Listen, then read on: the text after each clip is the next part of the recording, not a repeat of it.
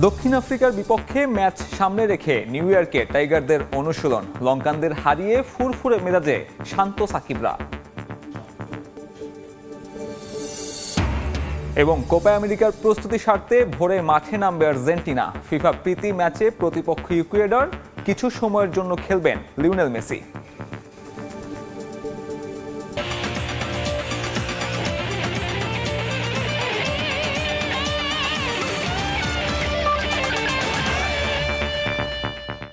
এই মুহূর্তে নিউ ইয়র্কের নাসাউ কাউন্টি ইন্টারন্যাশনাল ক্রিকেট স্টেডিয়ামে আছেন রিপোর্টার হাসানুজ্জামান সাকি। ভারত পাকিস্তান ম্যাচের সবশেষ খবর জানতে সরাসরি চলে যাচ্ছি তার কাছে।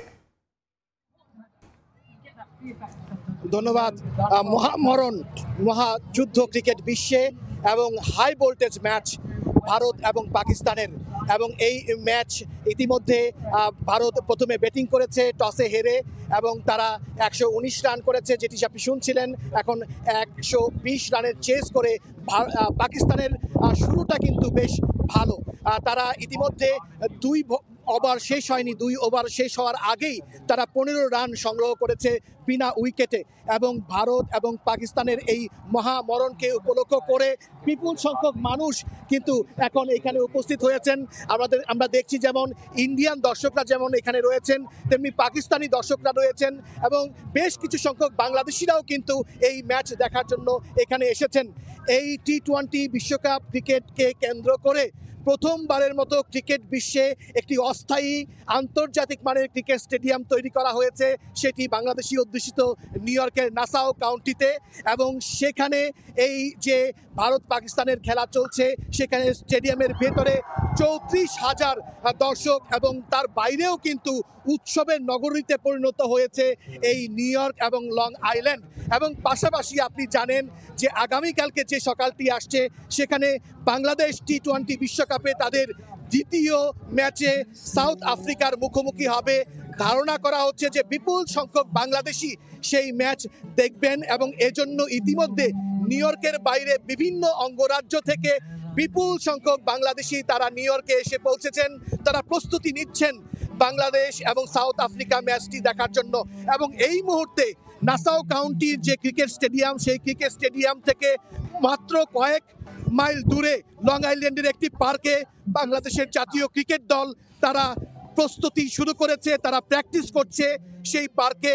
এখন থেকে 1 ঘন্টা আগে সেই পার্কে অত্যন্ত নিরাপত্তা বেষ্টনীর মধ্য দিয়ে বাংলাদেশ দল সেই পার্কে উপস্থিত হয়েছে এবং তারা প্র্যাকটিস করছে। সবাই যেমন বিভিন্ন দলে বিভক্ত হয়ে ভারত পাকিস্তানের খেলা উপভোগ করছেন, তেমনি আগামীকালকে বাংলাদেশ তার প্রথম ম্যাচ শ্রীলঙ্কার সঙ্গে যেভাবে জিতেছে, সেভাবে তার দ্বিতীয় ম্যাচটি জিতবে সেই আশায় এখন বাংলাদেশিরা, প্রবাসীরা বুক বেঁধে রয়েছেন। এখন আমরা এই যে উৎসবের মধ্যে রয়েছি, সেই উৎসবে পাকিস্তান এই মুহূর্তে সুবিধাজনক অবস্থায় রয়েছে কিছুটা ভারতের বিপক্ষে। এই ছিল আমার কাছে ভারত এবং পাকিস্তানের যে ম্যাচ চলছে সেই ম্যাচের সর্বশেষ। আপনাকে ধন্যবাদ। Hasanuzzaman Saki, Somoy Sangbad, Nassau County International Stadium, Long Island, New York. Hasanuzzaman Saki জানাচ্ছিলেন ভারত পাকিস্তান ম্যাচের সবশেষ খবর। এবারে বাংলাদেশ দলের খবর। দক্ষিণ আফ্রিকার বিপক্ষে ম্যাচ সামনে রেখে নিউ ইয়র্কে অনুশীলন করছে টাইগাররা। এই মুহূর্তে সেখানে আছেন রিপোর্টার সাজিদ মুস্তাহিদ। বাংলাদেশ দলের সবশেষ খবর জানতে সরাসরি যুক্ত হচ্ছি তার সঙ্গে। সাজিদ, আমার ঠিক পেছনেই দেখতে পাচ্ছেন বাংলাদেশ দল অনুশীলনে এসেছে, তবে পুরো দল কিন্তু আজ মাঠে আসেনি। গতকালই কিন্তু বাংলাদেশ ডালাস থেকে নিউ ইয়র্কে পা রাখে, যার কারণে যেহেতু আবার একদিনের বিরতির পরই গ্যাপ, যার কারণে এর কারণে অনেকেই কিন্তু অনুশীলনে আসেনি। সাকিব আল হাসান, মাহমুদুল্লাহ রিয়াদ, তাসকিন, মুস্তাফিজ তারা কিন্তু অনুশীলনে আসেননি। তবে একটা স্বস্তির বিষয় হচ্ছে আজকে আমরা যেটা দেখেছি, ভারতের বিপক্ষে প্রস্তুতি ম্যাচে হাতে চোট পেয়েছিলেন, সেলাই পড়েছিল শরীফুল ইসলামের, সেই শরীফুল ইসলাম কিন্তু আজ অনুশীলন শুরু করেছেন, বোলিং করছেন। ঠিক আমার পাশেই কিন্তু শরীফুল বোলিং করছেন এবং তাকে বেশ স্বাচ্ছন্দ্যে বোলিং করতে দেখা গেছে।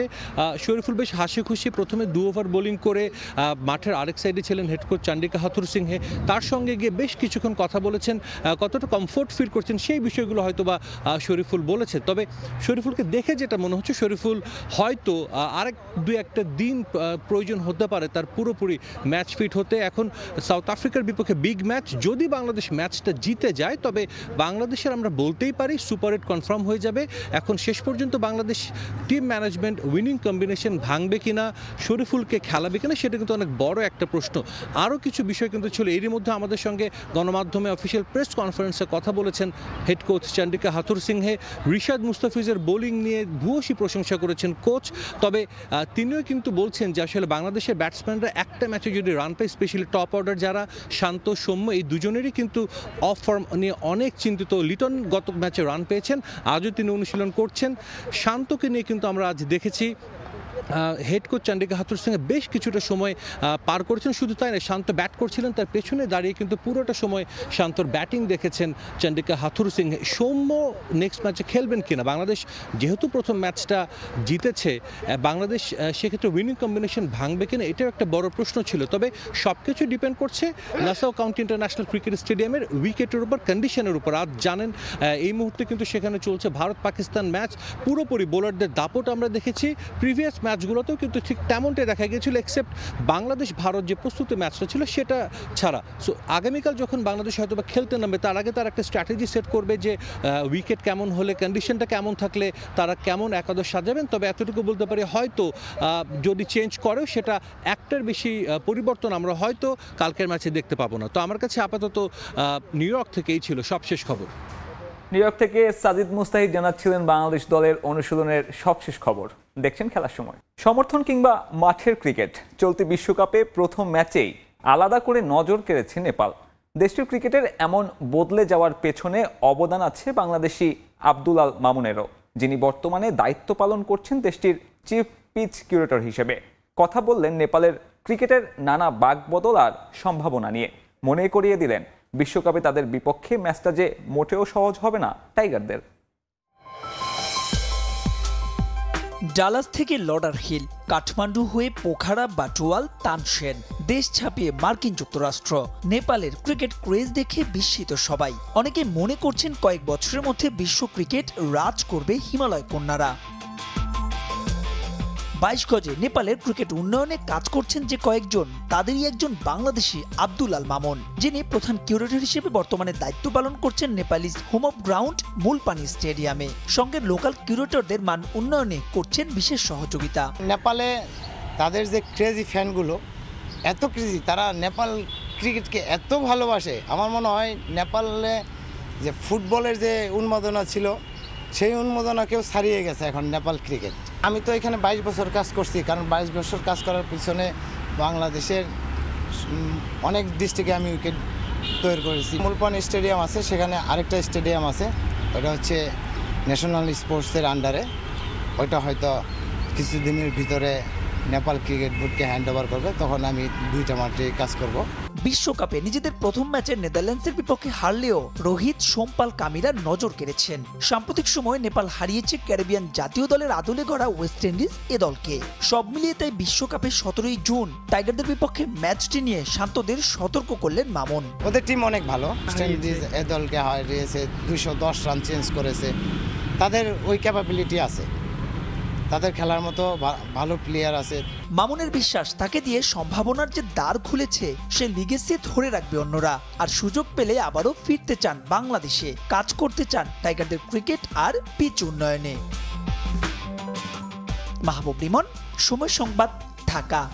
বিশ্বকাপের মাঝেই আলোচনা আগামী বছর অনুষ্ঠিতব্য চ্যাম্পিয়ন্স ট্রফি নিয়ে। 2025 সালের ফেব্রুয়ারি ও মার্চে হবে আসরটি। 20 দিনের টুর্নামেন্টে খেলবে 8টি দল। পূর্ণাঙ্গ সূচি নিশ্চিত না হলেও 19 ফেব্রুয়ারি থেকে 9 মার্চ পর্যন্ত চলবে আসর। পাকিস্তানে অনুষ্ঠিত হতে যাওয়া এই টুর্নামেন্টে ভারত অংশ নেবে কিনা সেটা নিয়েও কাটেনি এখন পর্যন্ত শঙ্কা। বিশ্বকাপ উন্মাদনার মাঝে নতুন খবর।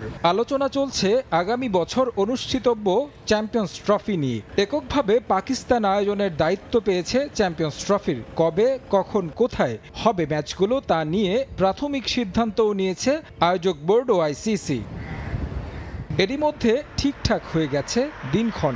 আগামী বছর ফেব্রুয়ারি 19 থেকে 9 মার্চ পর্যন্ত হবে আসরটি। তবে কোন ম্যাচ কবে কে কার বিপক্ষে খেলবে সে বিষয়টি এখনও নিশ্চিত হয়নি। মূলত প্রাথমিক সূচি তৈরি করে অংশগ্রহণকারী দলগুলোকে পাঠানো হয়েছে, কারণ চ্যাম্পিয়ন্স ট্রফির সূচির সঙ্গে যেন ঘরোয়া লিগের সূচি সাংঘর্ষিক না হয় সেই দিকটি নজর দেওয়ার তাগিদ দিয়েছে আইসিসি। গেল আইসিসি চ্যাম্পিয়ন্স ট্রফির পর একরকম বন্ধ করে দেয়া হয়েছিল মর্যাদাপূর্ণ আসরটি। আবারও মাঠে গড়াতে যাচ্ছে টুর্নামেন্টটি। বর্তমান চ্যাম্পিয়ন পাকিস্তান সবশেষ 2017 সালে ভারতকে হারিয়ে চ্যাম্পিয়ন হয়েছিল।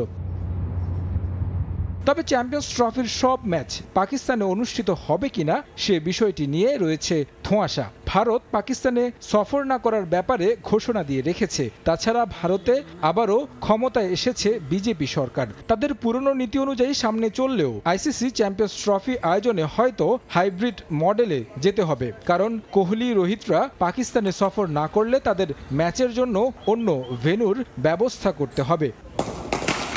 যদিও পাকিস্তান এরই মধ্যে ভারতের ম্যাচ নিয়ে বিশেষ পরিকল্পনা করে রেখেছে। ক্রিকেটার ও ফ্যানদের যেন বেশি ভ্রমণ না করতে হয় সেজন্য ভারতের ম্যাচগুলো লাহোরে রাখার পরিকল্পনা করেছে। তবে সবকিছুর সিদ্ধান্ত আসতে পারে জুলাইয়ে কলম্বোতে অনুষ্ঠিতব্য আইসিসি মিটিংয়ে।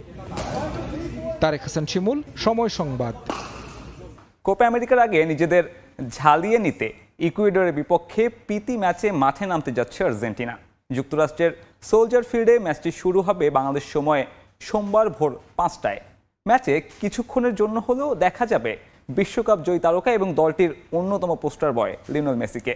একথা নিশ্চিত করেছেন দলটার কোচ লিওনেল স্ক্যালোনি নিজেই।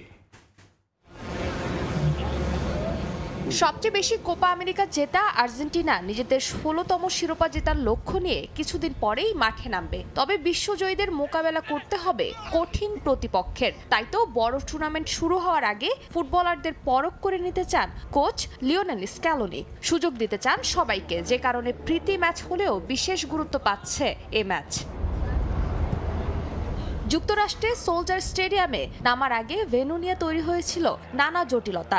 বেশ কয়েকবার গুঞ্জন উঠেছিল ভিন্ন ভেন্যুতে অনুষ্ঠিত হবে এই ম্যাচ। তবে অবশেষে সব জটিলতা কাটিয়ে সোলজার স্টেডিয়ামে ইকুয়েডরের বিপক্ষে মাঠে নামতে যাচ্ছে লিওনেল মেসির দল। তবে প্রতিপক্ষের চেয়ে শক্তিমত্তায় ঢের এগিয়ে আছে আর্জেন্টিনা, যে কারণে বেশ আত্মবিশ্বাসী দল। দুদলের মুখোমুখি শেষ 5 দেখায় অপরাজিত বিশ্ব চ্যাম্পিয়নরা। ইকুয়েডরের বিপক্ষে 4 ম্যাচে জয় আর 1 ম্যাচে ড্র করেছে আলবিসেলেস্তারা। এদিকে সব মিলিয়ে নিজেদের শেষ 6 ম্যাচে 3 ম্যাচে জয়, 2 ম্যাচে ড্র আর 1 ম্যাচে জয় তুলে নিয়েছে ইকুয়েডর। আর্জেন্টিনার বিপক্ষে জয় তুলে নিলে কোপার আগে নিজেদের শুরুটা রাঙাতে চায় তারাও। তবে বিশ্ব চ্যাম্পিয়নদের বিপক্ষে যে ম্যাচটা কঠিন হবে তা বেশ ভালোই জানে লা ট্রাইকালার। প্রীতি ম্যাচ হলেও দু দলই নিজেদের সেরা একাদশ নিয়ে মাঠে নামতে চাইবে। ইকুয়েডরের দলে নেই তেমন কোনো গুরুত্বপূর্ণ ইনজুরির চিন্তা। দলে থাকছেন পিওরো ইনকাপিয়ে। গেল কিছুদিন আগে বায়ার লেভারকুজেনের জার্সিতে বুন্দেসলিগা শিরোপা জিতেছেন তিনি। দারুণ ছন্দে আছেন এই ফুটবলার। এদিকে এই ম্যাচে আর্জেন্টিনার জার্সিতে লিওনেল মেসির খেলা নিয়েছিল ধোঁয়াশা। ইনজুরি থেকে ফেরা মেসিকে নিয়ে কোনো ঝুঁকি নিতে চায়নি আর্জেন্টিনা। তবে তার খেলার বিষয় পরিষ্কার করেছেন স্ক্যালোনি। আমি বিশ্বাস করি মেসি খেলবে, তবে 30 মিনিট নাকি 60 মিনিটের জন্য খেলবে সেটি নিশ্চিত না। সবচেয়ে গুরুত্বপূর্ণ হলো সে এই ম্যাচে মাঠে নামবে। মানুষ ওকে দেখতে চায়, তাই আশা করছি কেউ নিরাশ হবে না। আগামী 21 জুন আর্জেন্টিনা এবং কানাডার মধ্যকার ম্যাচ দিয়েই পর্দা উঠবে কোপা আমেরিকা 2024 আসরের। তার আগে গুয়েতেমালার বিপক্ষে আরও একটি প্রীতি ম্যাচ খেলবে আলবিসেলেস্তে। ফারজানা জাহান প্রিয়া, সময় সংবাদ। এই পর্যায়ে খেলার সময়ের শীর্ষ সংবাদ জানিয়ে দিচ্ছে আরও একবার। দক্ষিণ আফ্রিকার বিপক্ষে ম্যাচ সামনে রেখে নিউ ইয়র্কে টাইগারদের অনুশীলন। লঙ্কানদের হারিয়ে ফুরফুরে মেজাজে শান্ত সাকিবরা। এবং কোপা আমেরিকার প্রস্তুতি সারতে ভোরে মাঠে নামবে আর্জেন্টিনা। ফিফা প্রীতি ম্যাচে প্রতিপক্ষ ইকুয়েডর। কিছু সময়ের জন্য খেলবেন লিওনেল মেসি।